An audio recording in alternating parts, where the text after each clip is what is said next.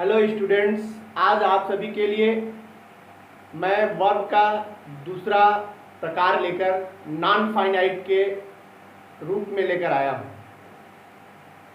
प्रिय विद्यार्थियों, आप सभी जानते हैं कि वर्ब दो प्रकार के होते हैं। First one is finite verb and second one is non finite verb. Finite verb से रिलेटेड मैंने पूरा वीडियो अपलोड कर दिया है, आप सभी उसे जरूर देखें ताकि फाइनाइट वर्ब से रिलेटेड आपका कॉन्सेप्ट क्लियर हो सके। आज मैं आप सभी के लिए नॉन फाइनाइट वर्ब्स को लेकर आया हूं, इन्हें भी आप समझें। प्रिय विद्यार्थियों, मैंने पहले ही वर्ब्स की पहली वीडियो में मैंने ये बताया था, इंट्रोडक्शन वीडियो में, कि नॉन फाइनाइट वर्ब्स यानी असीमित क्रियाएं वे क्रियाएं होती हैं जो अपने टेंस या सब्जेक्ट के अनुसार प्रभावित नहीं होती। टेंस और सब्जेक्ट के अनुसार प्रभावित न होने वाली क्रियाएं ही नॉन फाइनाइट वर्ब्स कही जाती हैं। नॉन फाइनाइट वर्ब्स तीन प्रकार के होते हैं। पहला पार्टिसिपल, दूसरा जिरंड और तीसरा इन्फिनेटिव। इन तीनों की अलग अलग वीडियो मैं आप सभी के बीच में रखूंगा। सबसे पहले बात करेंगे पार्टिसिपल की। जैसा कि आप जानते हैं, नॉन फाइनाइट वर्ब्स असीमित क्रियाएं जो होती हैं उन्हें डबल पार्ट ऑफ स्पीच भी कहते हैं। ऐसा इसलिए कहते हैं क्योंकि नॉन फाइनाइट वर्ब्स जो होते हैं वो बनते तो वर्ब से हैं, लेकिन कार्य कभी एडजेक्टिव का करते हैं तो कभी नाउन का करते हैं, कभी एडवर्ब का कार्य करते हैं। इसलिए इन्हें डबल पार्ट ऑफ स्पीच भी कहते हैं। प्रिय विद्यार्थियों, आइए आप सभी को मैं बोर्ड पर कुछ एग्जाम्पल्स के माध्यम से आपका कॉन्सेप्ट क्लियर करने का प्रयास करता हूं। डबल पार्ट ऑफ स्पीच कहते हैं नॉन फाइनाइट वर्ब्स को। नॉन फाइनाइट वर्ब्स असीमित क्रियाएं, जैसा कि आपने अभी मैंने बताने का प्रयास किया आपको कि असीमित क्रियाएं वे क्रियाएं होती हैं जो वाक्य में टेंस या सब्जेक्ट के अनुसार परिवर्तित नहीं होती हैं। इसीलिए इन्हें नॉन फाइनाइट असीमित कहते हैं, जिनके ऊपर कोई कंट्रोल न हो, कोई उनका लिमिटेशन न हो, वो असीमित होती हैं। और ये नॉन फाइनाइट वर्ब्स जो होती हैं तीन तरह की होती हैं। First one is participle, second one is gerund and third one is infinitive. ये तीनों ही जो नॉन फाइनाइट वर्ब्स हैं इन्हें डबल पार्ट ऑफ स्पीच कहते हैं। ऐसा इसलिए कहते हैं क्योंकि ये जो नॉन फाइनाइट वर्ब्स हैं ये बनते तो वर्ब से हैं, लेकिन ये कार्य एडजेक्टिव, एडवर्ब या नाउन का करते हैं। जैसे सबसे पहला मैंने पार्टिसिपल को ले रखा है। आज की वीडियो में पार्टिसिपल क्लियर करूंगा। नॉन फाइनाइट के तीन रूप, पार्टिसिपल, जिरंड और इन्फिनेटिव। आप इसमें पार्टिसिपल को पहले देखें तो पार्टिसिपल, इसकी हिंदी डेफिनेशन समझने का प्रयास करें तो शायद कुछ अधिक कॉन्सेप्ट आपका क्लियर होगा। ये जो पार्टिसिपल है ये बना है पार्टिसिपेयर वर्ड से, जिसका हिंदी रूपांतरण पार्टिसिपेट होता है। प्रिय विद्यार्थियों, आप जानते हैं पार्टिसिपेट यानी हिस्सा लेना या हिस्सा बटाना। पार्टिसिपल क्रिया से बनने वाला वह शब्द है जो बनता तो क्रिया से है लेकिन दूसरे पार्ट ऑफ स्पीच में पार्टिसिपेट करता है। अर्थात ये जो पार्टिसिपल है ये एडजेक्टिव का कार्य करता है और एडवर्ब का कार्य करता है। बनता ये वर्ब से है लेकिन ये कार्य एडजेक्टिव और एडवर्ब का करता है, इसलिए ये डबल पार्ट ऑफ स्पीच कहा जाता है।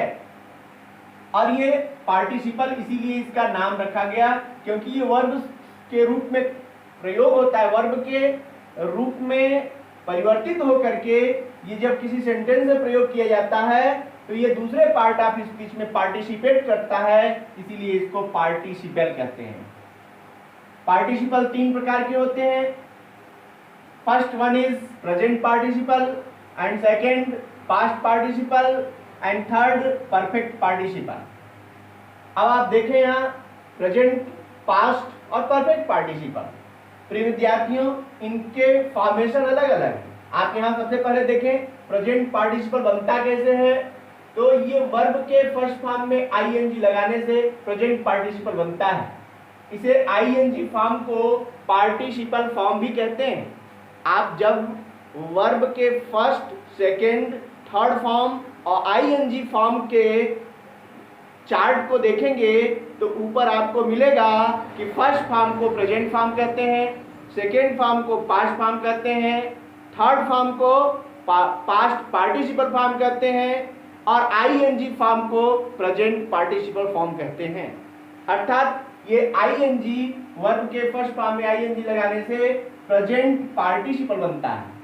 और प्रेजेंट पार्टिसिपल को जब आप हिंदी में रूपांतरित करेंगे तो इससे ता हुआ, ती हुई, ते हुए या कर और करके की ध्वनि निकलती है। तो विद्यार्थियों, जब आप हिंदी से अंग्रेजी ट्रांसलेशन करने चलेंगे तो इसका आपको बेनिफिट मिलेगा कि आप इनके पहचान से पार्टिसिपल बना सकते हैं। फिलहाल पहचान पर्याप्त नहीं होती, क्योंकि जब आप अंग्रेजी के वर्ड्स को पढ़ रहे होते हैं तो उनको अंग्रेजी में ही समझने का प्रयास करना चाहिए। इसलिए मैं आपको दूसरा फार्मूला बताता हूं कि पार्टिसिपल जो है उन क्रियाओं में प्रयोग किया जाता है जब किसी वाक्य में एक से अधिक कार्य हो रहे हों। जब किसी वाक्य में एक से अधिक कार्य हो रहे हों तो एक कार्य तो टेंस को बताता है जो फाइनाइट वर्ब होता है। शेष जितनी भी क्रियाएं होती हैं वो असीमित होती हैं और उसमें जो असीमित क्रिया बनेगी वह प्रेजेंट पार्टिसिपल तब बनेगी जब एक क्रिया का परिणाम दूसरी क्रिया हो या एक क्रिया के साथ साथ दूसरी क्रिया हो रही हो। तो जब क्रिया साथ साथ हो रही हो तो जो क्रिया पहले हो रही है उसी में प्रेजेंट पार्टिसिपल अर्थात वर्ब के फर्स्ट फॉर्म में आईएनजी का प्रयोग कर दिया जाता है। मैं आपको यहाँ एक एग्जाम्पल के माध्यम से क्लियर करूंगा। यहाँ मैंने एग्जाम्पल लिख रखा है, इसे आप ध्यान से देखें। लिखा है seeing the police he ran away. Police को देखकर या देखते ही रैन अवे, वह भाग गया। आप देखें यहाँ एक क्रिया हुई भागने की जो टेंस की ओर इंगित करता है, भाग गया यानी पास्ट इंडेफिनिट टेंस बन गया। और दूसरी क्रिया क्या है, देखने का। तो देखने का यानी पुलिस को देखते ही। तो ये जो क्रिया है ये पहले हो रही है और ये क्रिया बाद में हो रही है और ये क्रिया और इस क्रिया में कोई अंतराल नहीं है। आप ये भी कह सकते हैं कि इस क्रिया का परिणाम ये क्रिया है। तो जो क्रिया पहले हो रही हो, जब परिणाम हो या साथ साथ हो रही हो दोनों क्रियाएं, तो जो क्रिया पहले हो रही हो उसी को हम प्रेजेंट पार्टिसिपल में प्रयोग करते हैं। इसका आप हिंदी अर्थ निकाल कर देखेंगे तो क्लियर हो जाएगा कि पुलिस को देखते ही या पुलिस को देखकर ही रैन अवे, वह भाग गया। इसी तरह आप दूसरा एग्जांपल देखें। आई सा हिम क्रॉसिंग द रोड। मैंने उसे सड़क पार करते हुए देखा। इसे भी आप देखें, पार करते हुए और देखा। पार करना और देखना, सड़क पार करना और देखना दो क्रियाएं हो रही हैं। एक क्रिया जो है वो देखा, पहले कौन सी क्रिया हो रही थी, क्रॉसिंग, पार होने की। ये प्रेजेंट पार्टिसिपल में क्यों है, क्योंकि क्रॉसिंग और देखने की दोनों क्रियाएं साथ साथ हो रही हैं। इसलिए जो क्रिया उसमें भी जो क्रिया पहले से हो रही थी, क्योंकि क्रॉसिंग का कार्य पहले से हो रहा था, इसलिए उसको प्रेजेंट पार्टिसिपल में प्रयोग किया जाता है। यहाँ आपको एक और नियम जानने की जरूरत है कि जब प्रेजेंट पार्टिसिपल, यहाँ देखेंगे आप तो ये प्रेजेंट पार्टिसिपल का पार्ट है जो वाक्य में पहले प्रयोग किया गया है और यहाँ ये प्रेजेंट पार्टिसिपल का पार्ट है जो वाक्य के अंत में जा रहा है। तो प्रिय विद्यार्थियों, जब भी कहीं पार्टिसिपल का प्रयोग होता है तो वो या तो सब्जेक्ट के लिए आता है या तो ऑब्जेक्ट के लिए आता है। स्पेशली प्रेजेंट पार्टिसिपल में आपको यह ध्यान देना है कि जब प्रेजेंट पार्टिसिपल बनने वाली क्रिया सब्जेक्ट के लिए आई हो तो सब्जेक्ट के पहले प्रयोग करना चाहिए और ऑब्जेक्ट के लिए आई हो तो उसे ऑब्जेक्ट के बाद प्रयोग करना चाहिए। जैसा कि आप इन दोनों एग्जाम्पल में देख सकते हैं कि ये देखने का काम उसके द्वारा किया गया, इसलिए ये प्रेजेंट पार्टिसिपल ही के पहले है। और यहाँ जो है क्रॉसिंग का काम कोई दूसरा ऑब्जेक्ट कर रहा है, हिम के लिए आया है, इसलिए ये प्रेजेंट पार्टिसिपल ऑब्जेक्ट के बाद है। अभी आपको जब सिंटैक्स के रूल और ग्रामर के करेक्शन ऑफ द सेंटेंसेस को आप जब पढ़ेंगे, उसके लिए भी मैं अलग से वीडियो दूंगा, तो उसमें बहुत सारी गलतियां हो जाती हैं इसी कंफ्यूजन में कि आप प्रेजेंट पार्टिसिपल को पहले लिख देते हैं जबकि वो सब्जेक्ट के लिए नहीं होता, और प्रेजेंट पार्टिसिपल बाद में लिख देते हैं जो ऑब्जेक्ट के लिए नहीं होता। जबकि आपको ये ध्यान देना है कि प्रेजेंट पार्टिसिपल का प्रयोग सेंटेंस में करते समय यदि प्रेजेंट पार्टिसिपल सब्जेक्ट के लिए है तो सब्जेक्ट के पहले, और ऑब्जेक्ट के लिए है तो ऑब्जेक्ट के बाद ही प्रयोग करना चाहिए। यहाँ ये ऑब्जेक्ट के लिए था इसलिए ऑब्जेक्ट के बाद है, और यहाँ ये कार्य ही के लिए है इसलिए प्रेजेंट पार्टिसिपल ही के पहले आया है। इस तरह से उम्मीद करता हूं कि आपको प्रेजेंट पार्टिसिपल से संबंधित जो है नियमों को समझने में आसानी हुई होगी। नेक्स्ट आप देखें पास्ट पार्टिसिपल। हाँ, ये पॉइंट आप यहां पे जरूर ध्यान दें कि प्रेजेंट पार्टिसिपल कार्य किसका कर रहा है, क्योंकि ये एडजेक्टिव या एडवर्ब का काम करते हैं ये। तो जब भी कोई ग्रुप ऑफ वर्ड्स किसी नाउन या प्रोनाउन को क्वालिफाई करता है तो वह एडजेक्टिवल फ्रेज होता है। यहाँ आप देखें ये एडजेक्टिवल फ्रेज के रूप में है, क्योंकि एक शब्द का होगा तो एडजेक्टिव होगा, एक से अधिक शब्दों का होगा तो एडजेक्टिवल फ्रेज होगा। यहाँ तीन शब्दों से बन रहा है इसलिए एडजेक्टिवल फ्रेज है। यहाँ भी आप देखेंगे क्रॉसिंग द रोड, ये भी एडजेक्टिवल फ्रेज के रूप में, क्योंकि इसको जो है डिफाइन कर रहा है या इसको जो है क्वालिफाई कर रहा है। तो कहने का मतलब कि प्रेजेंट पार्टिसिपल एडजेक्टिव के रूप में प्रयोग किया गया है, इसलिए प्रेजेंट पार्टिसिपल बना वर्ब से और कार्य किया एडजेक्टिव का, इसलिए ये हो गया double part of speech. Next आप देखिए पास्ट पार्टिसिपल। पास्ट पार्टिसिपल कैसे बनता है, तो पास्ट पार्टिसिपल वर्ब के थर्ड फॉर्म को ही कहते हैं। वर्ब के थर्ड फॉर्म की क्रिया को पास्ट पार्टिसिपल ही कहते हैं। इसे या हुआ, ई हुई या ए हुए की ध्वनि निकलती है हिंदी में। तो आप इसे देखेंगे कि ये जो पास्ट पार्टिसिपल की क्रिया है ये किसी न किसी नाउन की विशेषता बताने के लिए प्रयोग किया जाता है, और जब पास्ट पार्टिसिपल की क्रिया किसी नाउन की विशेषता बतलाता है तो वह उस नाउन के पहले प्रयोग किया जाता है जिसकी वह विशेषता बतला रहा होता है। जैसा कि आप देखें एग्जाम्पल के माध्यम से, आई सा ए ब्रोकन पेन देयर। यहां देखिए ब्रोकन, ब्रेक यानी तोड़ना, ब्रेक का थर्ड फॉर्म होता है broken. Broken is the third form of the verb and it is used for pen. Pen एक नाउन है और नाउन के लिए विशेषता बताने वाला शब्द ब्रोकन आया, अर्थात ये थर्ड फॉर्म ऑफ की जो क्रिया है ये कार्य कर रही है एडजेक्टिव का और बन रहा है ये पास्ट पार्टिसिपल से। इसका हिंदी अर्थ निकालेंगे तो होगा आई सा ए ब्रोकन पेन देयर। मैंने वहां एक टूटी हुई कलम देखी। ठीक इसी तरह आप इसे भी देखें, द उंडेड, उंडेड घायल, घायल हुए। अब इसको ऐसे भी कर सकते हैं या केवल घायल भी कर सकते हैं, क्योंकि ये आपको पहचान के लिए दिया जाता है। यहाँ पर वाक्य में सुटेबिलिटी के अनुसार उसका अर्थ प्रयोग कर दिया जाता है। जैसे द उंडेड सोल्जर्स केम बैक, घायल सिपाही वापस आ गए। ये उंडेड, उंडेड क्या है, ये the third form of the verb. The third form of the verb किसके लिए, सोल्जर्स के लिए।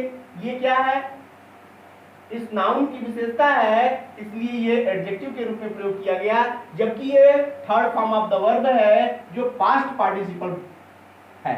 तो पास्ट पार्टिसिपल वर्ब के थर्ड फॉर्म को ही कहते हैं और ये एडजेक्टिव का कार्य करता है, किसी नाउन या प्रोनाउन की विशेषता बतलाता है। और नाउन जिस नाउन की विशेषता बतलाएगा यदि एक शब्दों का होगा तो उसके ठीक पहले, और कभी कभी ये एक से अधिक शब्दों का होता है तो उस नाउन के बाद प्रयोग किया जाता है। क्योंकि आप जानते हैं कि एडजेक्टिव जब एक शब्द का हो तो उसे एडजेक्टिव कहते हैं, और जब एक से अधिक शब्दों से मिलकर बनता है तो एडजेक्टिवल फ्रेज कहते हैं। और एडजेक्टिव का प्रयोग करते समय सावधानी बरतने की जरूरत है कि जब एक शब्द का एडजेक्टिव होता है तो नाउन के पहले जिसकी वह विशेषता बता रहा है, और एक से अधिक शब्दों से बना तो उसे एडजेक्टिवल फ्रेज कहेंगे, तब वो उस नाउन के बाद प्रयोग होता है जिसकी वह विशेषता बतला रहा है। प्रिय विद्यार्थियों, अब आप देखें कि ये वर्ब से बनने वाली एक पार्टिसिपल या नॉन फाइनाइट वर्ब, ये अलग अलग पार्ट ऑफ स्पीच के रूप में जब यूज होती है तो सेंटेंस में उसी पार्ट ऑफ स्पीच के नियमों के अनुसार प्रयोग किया जाता है जिसका वह कार्य कर रहा हो। जैसे यहाँ ये एडजेक्टिव का कार्य कर रहा है, तो और ये भी एडजेक्टिव का, प्रेजेंट और पास्ट पार्टिसिपल दोनों एडजेक्टिव का कार्य कर रहे हैं, तो इनको एडजेक्टिव की भांति प्रयोग करना चाहिए। आइए अब हम देखते हैं नेक्स्ट पार्टिसिपल है perfect participle. Perfect participle verb के थर्ड फॉर्म के पहले हैविंग लगाने से बनता है। इनके फॉर्म को आप विशेष ध्यान दें। वर्ब के थर्ड फॉर्म के पहले हैविंग लगाने से परफेक्ट पार्टिसिपल बनता है और इससे करके या करने के बाद की ध्वनि निकलती है। प्रिय विद्यार्थियों, यहाँ आप परफेक्ट पार्टिसिपल और प्रेजेंट पार्टिसिपल में थोड़ा सा अंतर देखेंगे। सेम कंडीशन होती है प्रेजेंट परफेक्ट पार्टिसिपल की, केवल थोड़ा सा अंतर होता है। अंतर क्या है? तो इसमें दोनों कार्य, जो दो कार्य सेंटेंस में आए होंगे, उन दोनों कार्यों में एक क्रिया के साथ साथ दूसरा या एक क्रिया का परिणाम दूसरा क्रिया होगी। और इसमें क्या है परफेक्ट पार्टिसिपल में कि जब एक क्रिया के पूर्ण होने के बाद दूसरी क्रिया शुरू हो रही हो, means there will be a interval between two task, two verbs, दो क्रियाओं के बीच में एक इंटरवल होगा, गैप होगा। एक कार्य के पूर्ण हो जाने के बाद, कंप्लीटली डन होने के बाद ही दूसरा कार्य शुरू होगा, तो वहां जो पहले हुआ कार्य होगा वो परफेक्ट पार्टिसिपल में बनेगा। और परफेक्ट पार्टिसिपल बनता कैसे है? तो वर्ब के थर्ड फॉर्म के पहले हैविंग लगाने से बनता है। जैसा कि एग्जांपल आप देखें, क्लियर हो जाएगा। यहाँ लिखा है मैंने, having written the letter he posted it. आप देखें यहाँ पर ये दो कार्य हुए, एक तो पत्र लिखने का और दूसरा उसे पोस्ट करने का। आप देखें यहाँ कार्यों में एक कार्य के समाप्त होने के बाद ही दूसरा कार्य होगा, यानी लिखने का कार्य कंप्लीटली डन कर लिया जाएगा तब वो उसे पोस्ट करेगा। ऐसा नहीं हो सकता कि इन दोनों का कार्य एक साथ, एक तरफ लिखता रहे दूसरी तरफ पोस्ट कर दे। जैसे ऊपर के कार्य में आपने देखा कि पुलिस को देखते ही भागा, यानी देखकर रुका नहीं बल्कि वो देखते ही भाग निकला, तो ये कंटिन्यू होने वाली क्रिया है। और ये क्रिया क्या है? ये इंटरवल यानी गैप होगा कार्य में, एक कार्य समाप्त कर लेने के बाद उसे पैक किया होगा, ले जाके पोस्ट किया होगा, लाइक दैट।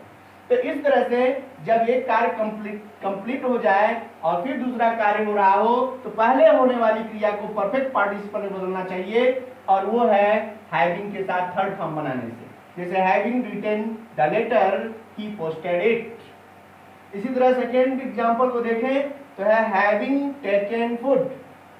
भोजन लेने के बाद या भोजन खा करके आई वेंट टू स्कूल, मैं स्कूल गया। यहाँ भी देखें आप, दो कार्य हो रहे हैं, भोजन करने का और दूसरा स्कूल जाने का। ऐसा नहीं हो सकता कि भोजन करते करते स्कूल चला जाए।